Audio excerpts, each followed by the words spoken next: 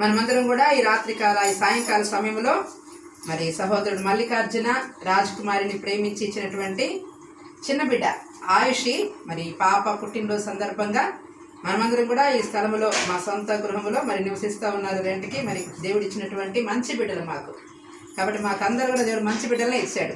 మరి మా ఇంట్లో అద్దెకున్న వాళ్ళని ఎప్పుడు కూడా అనను, మా బిడ్డలనే అంట. ఎందుకంటే మా బిడ్డలు అంటాడులే, మరి మా బిడ్డలే కాబట్టి వాళ్ళని ప్రేమిస్తాము.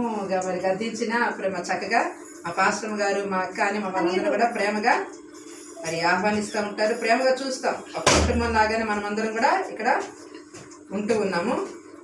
2వ అధ్యాయం లూకా సువార్త 2వ అధ్యాయము 52వ వచనంలో మరి భక్తుడు లూకా ఈ రీతిగా సెలవిస్తూ ఉన్నారు.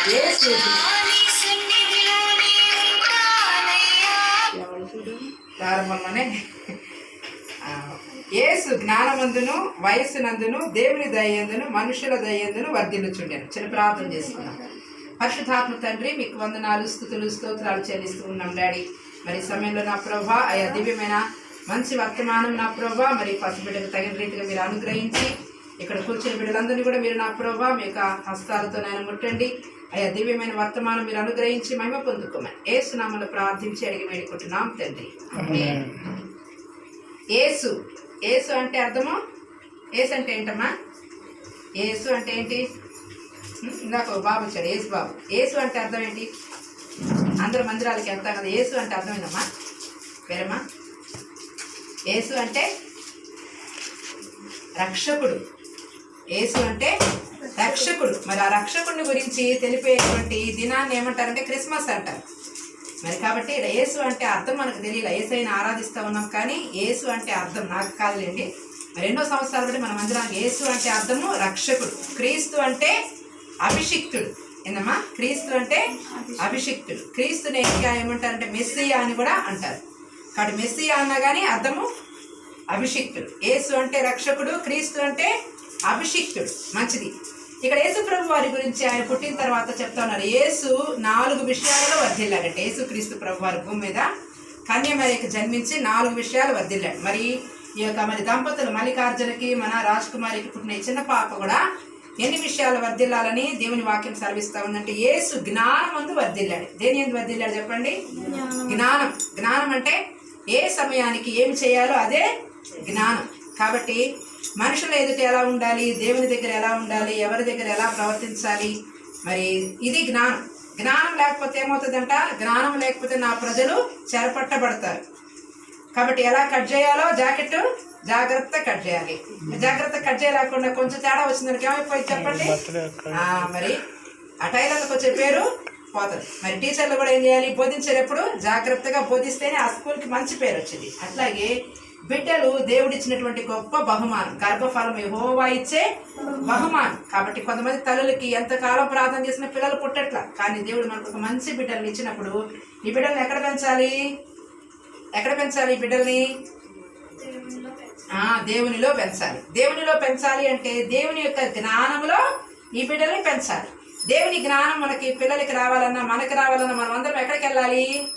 మందిరంలోకి వెళ్ళాలి. మరి మందిరంలోకి తీసుకుని రావాలి. మనకు దగ్గరే ఉంది కాబట్టి ప్రతి ఆదివారం కూడా మందిరానికి బిడ్డల్ని వాళ్ళు అల్లరి చేస్తారు. ఇప్పుడు అందరు ఇందాక వచ్చిన అడ్డ చేశారమ్మా, బేబచ్చంగా చేశారు. అయినా కానీ వాక్యం ఆగిందా? ఆగకుండా కొనసాగుతుంది. కానీ చిన్నపిల్లలు చక్కగా పద్ధతి గల పిల్లలు. మరి రాజ్ కుమారి మల్లికార్జున చక్కగా మంచిగా పెంచుతున్నారు. వీళ్ళు ఎంతవరకు గొడవ చేయాలి. ఇందాక చేసిన గొడవ అది ఆదివారం ఆరాధన లాగా లేదు, కానీ ఇక్కడ చక్కగా ఆదివారం ఆరాధన లాగా ఉంది. ఎందుకంటే బిడ్డల్ని పెంచే విధానము అంత అది క్రమంతో కూడుకున్నది, అది ఎంతో కష్టంతో కూడుకున్నది. ఈ వయసులో పెంచడం చాలా కష్టం. కానీ బాలుడు నడవవలసిన త్రోవను వానికి నేర్పుము అని బైబిల్ గ్రంథంలో వ్రాయబడతా ఉంది. కాబట్టి బిడ్డలు నడవాల్సినటువంటి మార్గం, ఎలా నడవాలి, ఎలా కూర్చోవాలి, ఎటు వెళ్ళాలి, ఎటు వెళ్ళకూడదు, ఏం తినాలి, ఏం తినకూడదు, ఇది జ్ఞానం. వాళ్ళకి ఏం పెట్టాలి, ఏం పెట్టకూడదు. పెట్టకుండా ఏం పెడితే ఏమైపోతారు చెప్పండి? మరి ఒకటేమైనా మనకు పిల్లలు పుట్టారు కదా అని వాళ్ళకి దోసి మరి ఎక్కువ పెట్టినా కూడా వాళ్ళ కడుపుకి చిన్న పొట్టకి అరగదు. కాబట్టి ఎంత పెట్టాలో అంతే పెట్టాలి. మరి ఏది పెట్టకుండా అది పెట్టకుండా ఉండాలి. అన్నీ విశ్వాసం ఉంటే అన్ని పెట్టచ్చు. కానీ మరి విశ్వాసంలో ఎదగాలన్నా కూడా ఎక్కడికి రావాలి? మనము వినటం వల్ల విశ్వాసం కలిగింది. ఏం వినాలి? క్రీస్తుని గురించిన మాట వినటం వల్ల విశ్వాసం కలిగిద్ది. కాబట్టి అందుకని విశ్వాసమందును జ్ఞానమందును మనము అభివృద్ధి పొందాలి. దేంట్లో అభివృద్ధి పొందాలి? విశ్వాసమందు జ్ఞానమందు. కాబట్టి జ్ఞానం కావాలి అంటే మనం తప్పకుండా దేవుని దగ్గరికి వచ్చి తీరాల్సిందే. మరి టీవీ జ్ఞానంలో చాలా మునిగిపోతున్నారు నేటి రోజుల పిల్లలు. కాబట్టి పిల్లల్ని టీవీలకి అంకితం చేయకూడదు. అప్పుడు ఓపెన్ చేసేసాడు పాస్టర్ గారు అంటారు మల్లికార్జున. కాబట్టి మంచిది. కాబట్టి టీవీలకి పిల్లల్ని అంకితం చేయకూడదు. టీవీలకి దూరంగా ఉంచాలి. సెల్ ఫోన్లకి పిల్లల్ని దూరంగా ఉంచాలి. ఆ సెల్ ఫోన్ ద్వారా వచ్చే రేడియేషన్ మరి చూడండి, శ్రావణి వాళ్ళ బాబు సెల్ ఫోన్ పట్టుకుని వదలడు. మరి పిల్లలకి రేడియేషన్ అంటే దాని ద్వారా వచ్చే ఆ కిరణాల వల్ల పిల్లల కళ్ళు దెబ్బతింటాయి. అందుకని టీవీలకి సెల్ ఫోన్లకి పిల్లల్ని దూరంగా ఉంచాలి. మేరు బాబు చక్కగా ఉంచుతారు పిల్లల్ని. ఆ విషయంలో మాత్రం నంబర్ 1. కాబట్టి ఎప్పుడు పిల్లలు ఇంత వయసు పిల్లలు చిన్న చిన్న పిల్లలు ఫోన్ పట్టుకోవాలి. మందిరంలో చూడండి, హోసన మందిరంలో వాక్యం వింటానే ఉంటారు. పక్కన తల్లులు వాక్యం వింటాం కోసం పిల్లలకి ఏం చేస్తారంటే సెల్ ఫోన్ ఇచ్చి వదిలేస్తున్నారు. మరి పిల్లల్ని స్వాధీనపరుచుకొని పిల్లల్ని కూడా చక్కగా మరి మందిరంలో కూర్చోబెట్టుకొని వాక్యం వినాలి. అది తల్లి బాధ్యత. నా పిల్లల్ని చిన్నప్పటి నుంచే మేము పసిపిల్లలు అప్పటి నుంచే వాళ్ళని మేము మందిరానికి తీసుకెళ్ళిపోయి మరి మా పక్కన కూర్చోబెట్టుకుని వాళ్ళకి బిస్కెట్లు ఇచ్చి వాళ్ళకి ఏదైనా పెట్టి వాళ్ళకి వాటర్ పెట్టి అవి ఇచ్చి స్నాక్స్ బాక్స్ తీసుకెళ్ళి మరి వాళ్ళని దేవుని వాక్యం వినేలాగా చేశాం.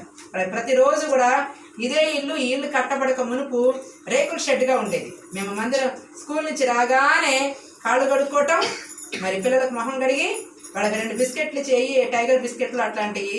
మరి ఆ రోజులు మా దగ్గర ఎక్కువ డబ్బులు ఉండేవి కదా. కాబట్టి సున్నుండ ఇచ్చి పిల్లలిద్దరికి అయ్యిచ్చి కాళ్ళు కడిగించి మోకరింపజేసి ఇంత వయసులోనే మోకరింపజేసి చిన్నపిల్లల బైబిల్ కథల పుస్తకం ఉండేది. ఆ చిన్నపిల్లల బైబిల్ కథల పుస్తకం తీసుకొని ఒక బైబిల్ కథ నేను చదివి వాళ్ళకి నేర్పుతూ నేను చాలా నేర్చుకున్నాను. కాబట్టి పిల్లలకి నేర్పితే పిల్లల చేత ప్రతిరోజు కూడా అమ్మా ప్రతిరోజు అన్నం పెడతావా? ఎన్నిసార్లు పెడతావు? మనం 3 సార్లు తింటాం. పిల్లలకి ఇంకా 3-4 సార్లు అవసరమైతే అయ్యి స్నాక్స్ 4-5 సార్లు తింటా ఉంటారు పిల్లలు, ఆడుకునే పిల్లలు. కాబట్టి శరీరానికి ఆహారం ఎంత అవసరమో ఆత్మకి జీవాహారం అంత అవసరం. అవునా? అయ్యా 2-3 షాట్లు గది. ఆత్మకి జీవాహారం అవసరం. అందుకే